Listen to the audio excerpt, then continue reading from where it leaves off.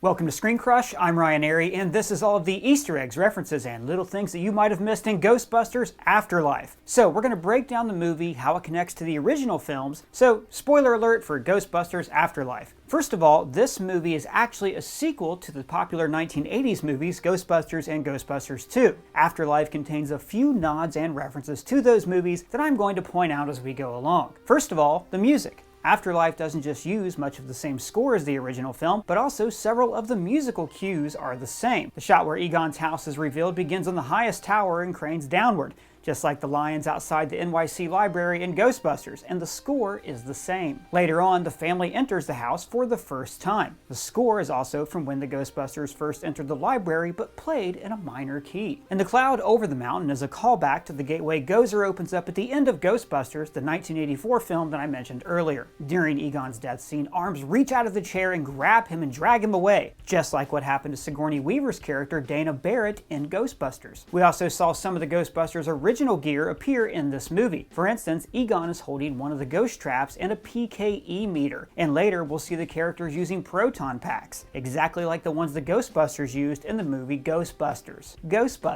Then the action pivots to modern day, with a single mother named Callie and her two kids being evicted from their apartment. Now, at this point in the movie, we don't know that Callie is Egon's daughter, or that Phoebe is his granddaughter. That's a surprise that the movie will reveal later on. There is a clue here, though, that Callie looks and acts exactly like Egon, and even wears the same glasses. The family getting kicked out of their apartment and being forced to relocate is like when the original Ghostbusters were kicked out of their offices at Columbia. You are a poor scientist, Dr. Winkler. Now this led them on the path to ghostbusting, just like this eviction does for this family, who mysteriously have no last names.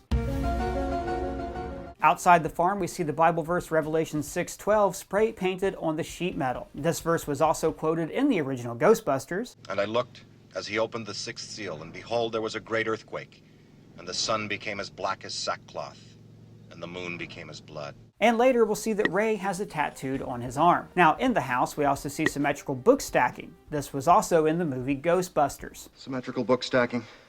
Just like the Philadelphia Man's Turbulence of 1947. The house also features a statue of a terror dog, but get this doesn't just foreshadow the ending of this movie. It's also a callback to the original Ghostbusters film, where two characters turned into dogs just like these.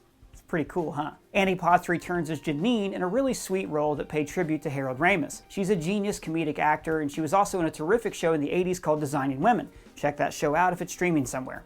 I'm not getting paid to say that, I just really like the show. Phoebe goes to summer school because she loves school, and Paul Rudd's Gary shows the class a VHS of the movie Cujo, which I actually thought was interesting because that's one of the few successful Stephen King stories that's not about the supernatural. Maybe because at this point in the movie, Phoebe doesn't believe in ghosts. But later, when she starts to believe, Gary shows the class the movie Child's Play. Now that movie is about a ghost possessing a doll, like how Gary will be possessed later in the movie. Gary shows the kids clips of the original Ghostbusters movie and name checks The Walking Dead. Now, a lot of people are going to think it's silly that the kids don't really know or care about the original Ghostbusters. I mean, after all, the events of that movie proved that the afterlife was real. It's kind of a big deal. But I actually kind of loved this because it's exactly the kind of things that kids do. I mean, how many times have you tried to explain something awesome to someone younger than you? Like, look, I'm telling you what, the show Designing Women, that was amazing. Or, what do you mean you've never seen Blade 2? And then the kid just keeps looking at their TikTok or something. I don't know, guys.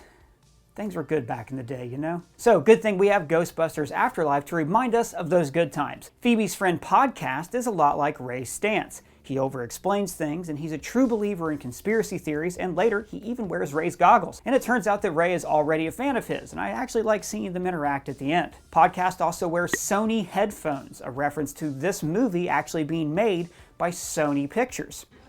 You just blew my mind. Finn Wolford's character finds Ecto-1, that's the Ghostbusters car from the other movies, and he has to repair it, just like the original car needed repairs. Need some suspension work and shocks and brakes, brake pads, lining, steering box, transmission, rear end, maybe new rings, also mufflers, a little wiring. Egon's ghost communicates with the outside world by using a lamp, which actually could be a cool theater reference to the ghost light. After all, Harold Ramis, Dan Aykroyd, and Bill Murray started their careers in improv theater. So a ghost light is a superstition that a theater can never be dark, so you always have to leave a lamp on inside of it. After watching the original Ghostbusters Ghostbusters commercial, Phoebe finds her grandfather's lab by traveling down a fire pole, just like the fire pole in the other movies. In the basement, she sees Egon's collections of spores, molds, and funguses like we heard him talk about here. I collect spores, molds, and fungus.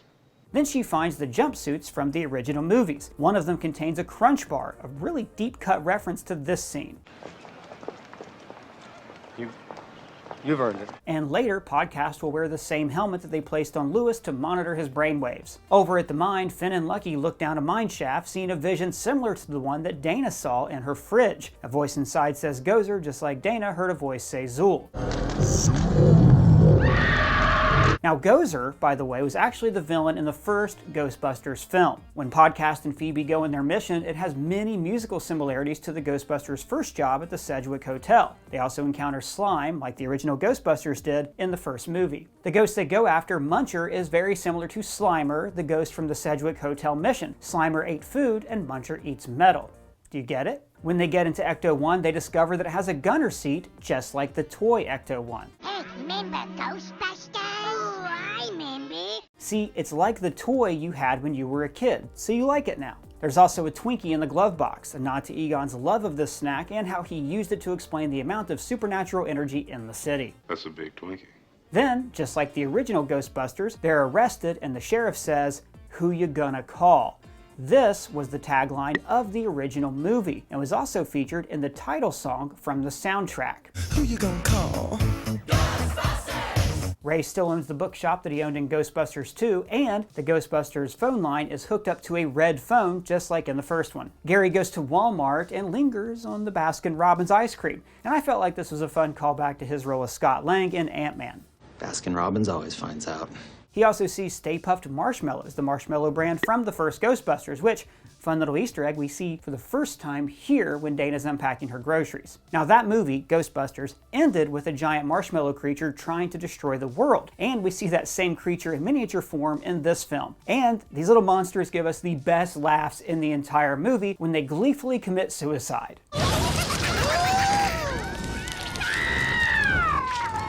Gary encounters a terror dog, just like Lewis did in the original movie, and the scene where it chases him out of the Walmart is shot almost exactly like Lewis being chased out of his building in the 1984 film Ghostbusters. So that building was created to be a conduit for Gozer into this world, and it was made with metal from this mine, which actually I thought was a really cool detail. The architect, Ivo Shandor, was of course name dropped in Ghostbusters. The architect's name was Ivo Shandor. I found it in Tobin's Spirit Guide. And we see him in this film, played by J.K. Simmons. There are carvings on the wall detailing the years when Gozer almost escaped, including the year 2021. But they must have digitally changed this, because the movie was originally slated to release in 2020.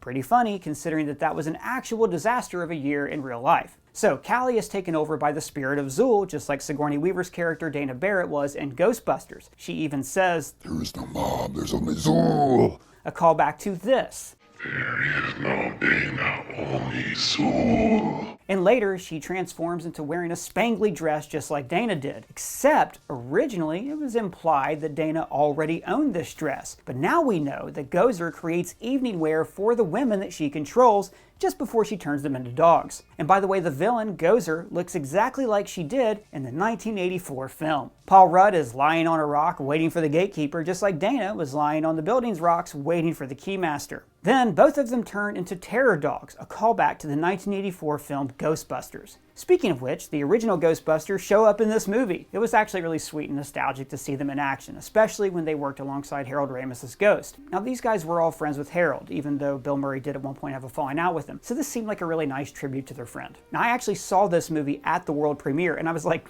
15 feet from the original Ghostbusters. Dream come true. Anyways, Ray greets Gozer with a speech, just like the last time they met. As a duly designated representative of the city, county, and state of New York, I order you to cease any and all supernatural activity and return forthwith to your place of origin or to the nearest convenient parallel dimension.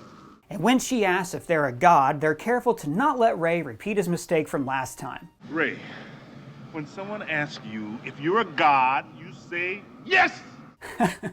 Classic Ray. When the battle is over, they dig Paul Rudd out of the dog statue, just like Lewis in the first movie. And Podcast, that's the new Ray, is covered in marshmallow cream, just like Ray was. See, it's the same thing that we saw before, but now it's with new people, kids. so your kids can enjoy this movie like you enjoyed the older movie. In this way, none of us will ever have to get old, and we can push back the existential dread for another couple days. There are 2 post-credit scenes, one with Sigourney Weaver forcing Bill Murray to take the shock test that he tortured students with in the first movie. Fun fact, the woman that he hits on in the film was originally played by your mom. And the movie ends with Winston returning Ecto-1 to the original firehouse, where he says he can rebuild it because We have the tools, we have the talent. So that's all the Easter eggs that we found, but if you found any, let me know in the comments below or at me on Twitter. And if it's your first time here, please subscribe and smash that bell. For ScreenCrush, I'm Ryan Airy.